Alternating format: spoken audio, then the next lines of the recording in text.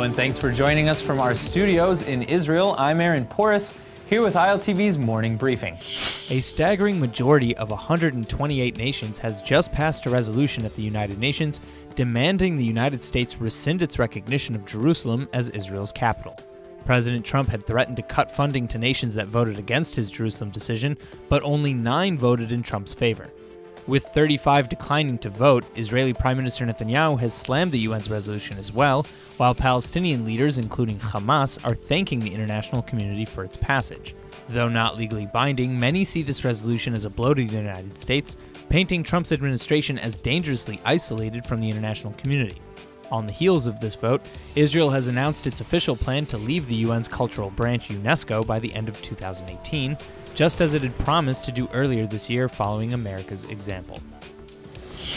Former Marine turned terrorist Everett Aaron Jameson, who allegedly plotted an attack on San Francisco Christmas Day, apparently did it because President Trump gave Jerusalem, quote, to the Jews, end quote.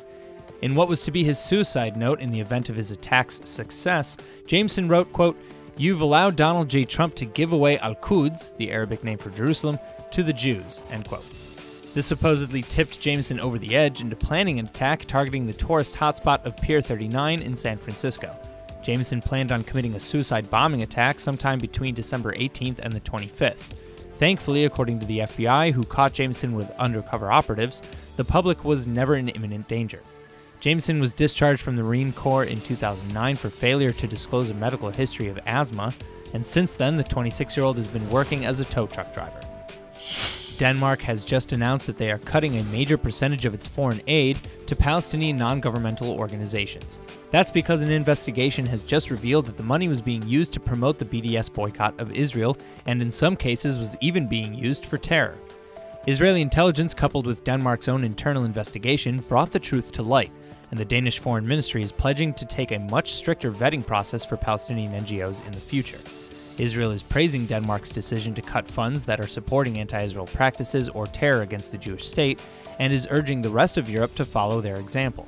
The Palestinians and related NGOs receive a huge amount of foreign aid every year. Though the Palestinian Authority is dependent on these funds to maintain basic public services, Israel has repeatedly offered evidence tying this foreign aid directly to Palestinian-funded terror, such as the practice of paying stipends to families whose members are jailed for committing terror attacks against Israeli citizens. Just 24 hours after their arrest for participating in violent protests in Jerusalem, 3 Turkish nationals have just been released from Israeli state custody. The 3 men were arrested on Friday because they were, quote, involved in an incident in Jerusalem's Old City after Friday prayers on the Temple Mount, end quote. Further, they were alleged to have resisted arrest. But the following day, the Jerusalem Magistrates Court ordered their release, additionally denying the police's request to hold the trio for another 4 days. According to the Turkish men's lawyer, quote, "The court rejected the police's argument, which is basically that they were liable to interfere with the police investigation, and also that they pose a threat to the general community," end quote. The presence of Turkish nationals at these protests should come as no surprise, as Turkish President Erdogan has been one of the most outspoken critics of United States President Trump's recent recognition of Jerusalem as Israel's capital. In fact, just 4 days after President Trump's decision, Erdogan vowed not to abandon Jerusalem to the mercy of the state that kills children. Anti-Israel and anti-Trump protests have likewise erupted in Istanbul and many other parts of the world. The Israeli Agriculture Minister is organizing a mass prayer for rain as the country prepares for yet another year of drought. This winter is already shaping up to be a very dry one, with less rain than the annual average, even though Israel has already been struggling with the drought for the last 4 years straight. Over the past year, Israel has already reduced the price of fresh water by 20% to help struggling farmers, and has even ensured that there will be no cuts in water quotas without compensation.